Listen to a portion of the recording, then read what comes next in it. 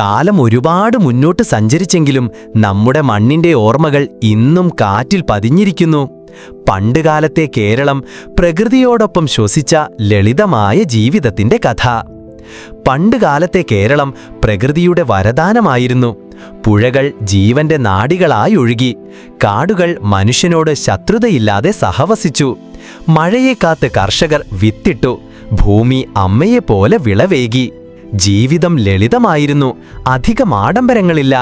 മനുഷ്യർ തമ്മിലുള്ള ബന്ധങ്ങളായിരുന്നു സമ്പത്ത്. അയൽവാസി ഒരു ബന്ധുവിനേക്കാൾ അടുത്തവൻ.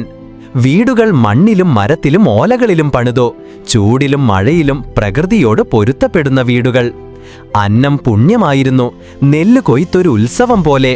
അമ്മിയിൽ അരി അരച്ചും അടുപ്പിൽ തീ കത്തിച്ചും വീട്ടിൽ തന്നെ ഭക്ഷണം തയ്യാറാക്കി.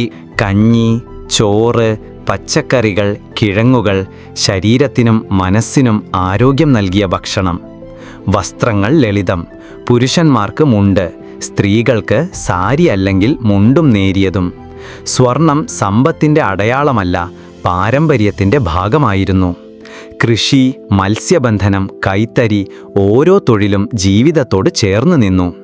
കഥകളി, കൂത്തും പാട്ടും, ഓണക്കളികൾ, കലകൾ ജനങ്ങളെ മനസ്സിൽ ജീവിച്ചു. വിദ്യാഭ്യാസം ആശാൻ പള്ളിക്കൂടങ്ങളിൽ തുടങ്ങി. ഓലകളിൽ എഴുതിയ അറിവ് തലമുറകളിലേക്ക് പകർന്നു. ജീവിതാനുഭവങ്ങളായിരുന്നു ഏറ്റവും വലിയ പാഠപുസ്തകം. വിശ്വാസങ്ങൾ ജീവിതത്തിൻ്റെ ഭാഗമായിരുന്നു. ഉത്സവങ്ങൾ ഗ്രാമങ്ങളെ ഒന്നാക്കി. ഓണം, വിഷു സന്തോഷവും പങ്കുവെപ്പും നിറഞ്ഞ ദിനങ്ങൾ. കാലം മാറി, ജീവിതം മാറി, എങ്കിലും പണ്ടുകാലത്തെ കേരളത്തിൻ്റെ ആത്മാവ് ഇന്നും നമ്മിൽ ജീവിക്കുന്നു. പ്രകൃതിയോട് ചേർന്ന് മനുഷ്യരോട് സ്നേഹത്തോടെ ജീവിക്കാൻ പഠിപ്പിച്ച ഒരു കാലം, അതായിരുന്നു പണ്ടുകാലത്തെ കേരളം.